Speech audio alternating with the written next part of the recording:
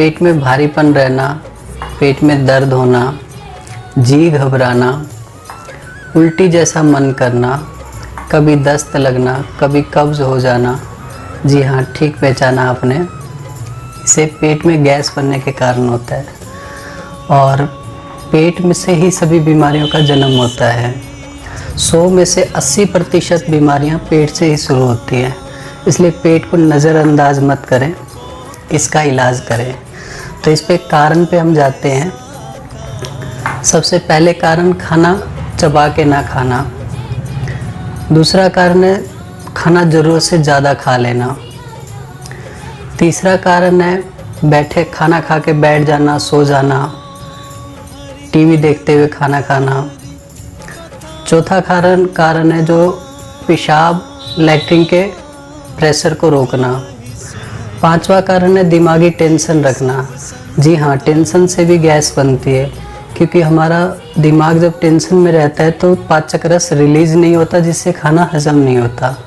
चलिए, ये तो हो गया आप सब कारण का। वो कारण तो और भी बहुत कुछ है।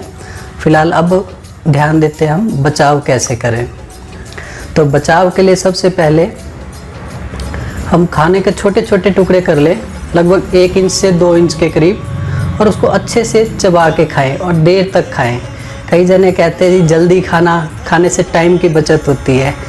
नहीं, बल्कि पेट खराब होता है, दवाइयाँ खानी पड़ती है। तो इससे अच्छा है कि खाना चबा चबा करके खाएं, इधर उधर ध्यान ना जाए। दूसरा है खाना खाने के बीच में पानी ना इस्तेमाल करें। बहुत इमरजेंसी हो तो 1 घूंट गुनगुना पानी लें। तीसरा है कि खाना खाने के बाद थोड़ा बहुत पैदल ज़रूर चलें। लोग कहते हैं खाना खाने के बाद आराम करें। नहीं, पैदल ज़रूर चलें, ताकि आपकी अंतड़ियाँ ठीक ढंग से काम कर सकें और खाना पच सके। चलिए, ये तो हो गया बचाव। अब हम घरेलू उपाय में क्या करें जब हमें गैस बन जाए। तो पहले पुराने लोग बहुत इस्तेमाल करते थे चोरका, जिसमें सौंफ, अजवाइन, पुदीना और बड़ी इलायची का अर्क निकाला जाता था। तो बड़ा अलग सा प्रोसीजर है, तो हम इतना नहीं करेंगे। अजवाइन चम्मच का चौथा हिस्सा लेंगे, इसका सौंफ चम्मच का चौथा हिस्सा लेंगे, पुदीना का लगभग मान के चलिए कि थोड़ा सा ही 2 या 4 डंडियाँ ले लेंगे। 2 से 4 भी ले सकते, कोई दिक्कत नहीं। और इलायची 1 बड़ी लेंगे। इनको 2 कप पानी में डालेंगे, उबालेंगे, 5 मिनट तक उबलने देंगे। जब आधा कप पानी बच जाएगा, छान के पीने से कैसे गैस की बीमारी ख़त्म हो जाती है। अब किसी को इसका स्वाद अच्छा ना लगे तो उसमें थोड़ा सेंधा नमक या काला नमक या चीनी जो मन करे आप मिला सकते हैं। और दूसरा नुस्खा है, जीरा अधभुना कर लें, सौंफ अधभुना कर लें और सूखी सौंठ ले लें। सौंठ, अदरक को सुखा के सौंठ बोलते हैं उसको। और सेंधा नमक ले लें। इन तीनों, जीरा, सौंफ और सौंठ को, तीनों को बराबर मात्रा में लें, मतलब 10-10 ग्राम लें। ये 30 ग्राम हो गया।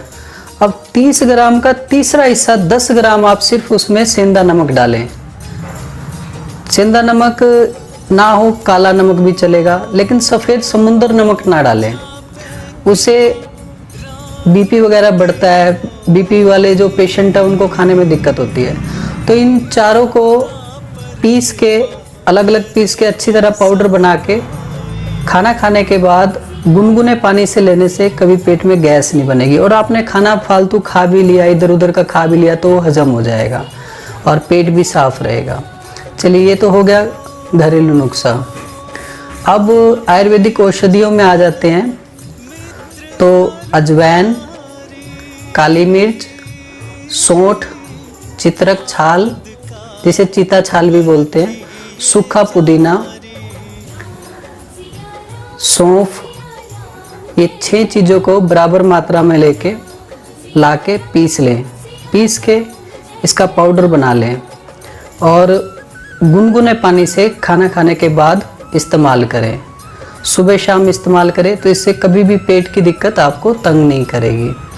अब किसी के पास समय नहीं होता तो क्या करें, उसमें मैं लास्ट में सबको यही बताता हूँ कि रेडीमेड मेडिसिन जो बनी बनाई आपको तो आयुर्वेदिक शॉप पे मिल जाएगी, वो मैं आपको बता देता हूँ। कुमारी सब बोतल आती है कंच की बोतल में, 6 चम्मच 1 कप पानी में डालें और दिन में 2 बार खाना खाने के बाद लें।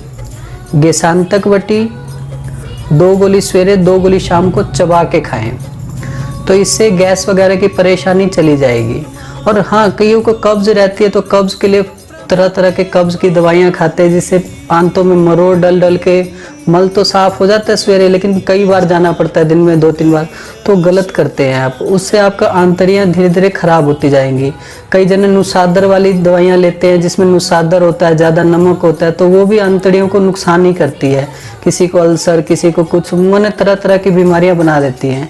तो ज़्यादा डिटेल में जाने की ज़रूरत नहीं है। तो कोशिश यही करें कि मल, मान लो जिसको कब्ज है, मल साफ नहीं होता, तो इसबगोल का छिलका बड़ा फायदेमंद होता है। इसबगोल का छिलका, हाँ, कई जने क्वेश्चन करते हैं, हम बताते हैं ना, तो उनको कहते हैं जी कोई इसबगोल का छिलका तो हम दस्त तो लगते हैं तब लेते हैं। नहीं, इसबगोल का छिलका अगर आप दूध के साथ, गर्म दूध के साथ सोते समय लोगे तो आपका पेट साफ करेगा। अगर आपको दस्त लगे हुए हैं, पेट को बांधना है आपने, तो दही में मिला के या पानी में मिला के ले लो।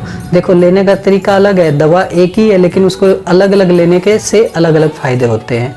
तो इसीलिए थोड़ा ध्यान रखना, पानी के साथ लोगे, दही के साथ लोगे तो वो कब्ज करेगा, अगर उसे दूध के साथ लोगे कब्ज नहीं करेगा।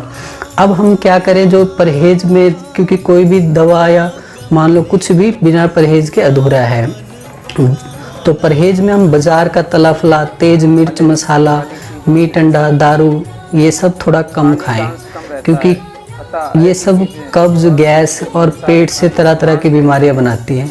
घी का इस्तेमाल कम करें, क्योंकि आजकल लोग ज़्यादातर मेहनत वाला काम करते नहीं है, दिमागी काम ज़्यादा करते हैं, तो घी का इस्तेमाल कम करें। हाँ, जो बहुत मेहनत करता है वो घी ले सकते हैं। अब हम क्या ज़्यादा से ज़्यादा खाएं? सलाद, हरी साग सब्जियां ज़्यादा से ज़्यादा इस्तेमाल करें। हरी साग सब्जियों का सूप, फल, सभी तरह के फल आप ज़्यादा से ज़्यादा इस्तेमाल करें। पपीता फल में पेट वाले पेशेंट के लिए पपीता, नारियल पानी, अनार, हम सब बार बार बोलते हैं कि बहुत अच्छा फ़ायदेमंद होता है। और सबसे लास्ट में मैं यही बोलता हूँ कि मेरे बताए गए नुस्खों से या औषधियों से आपको पूर्ण लाभ मिले तो बहुत अच्छी बात है। अगर आपको पूरा लाभ ना हो तो नज़दीकी डॉक्टर से या हमसे संपर्क कर सकते हैं। धन्यवाद।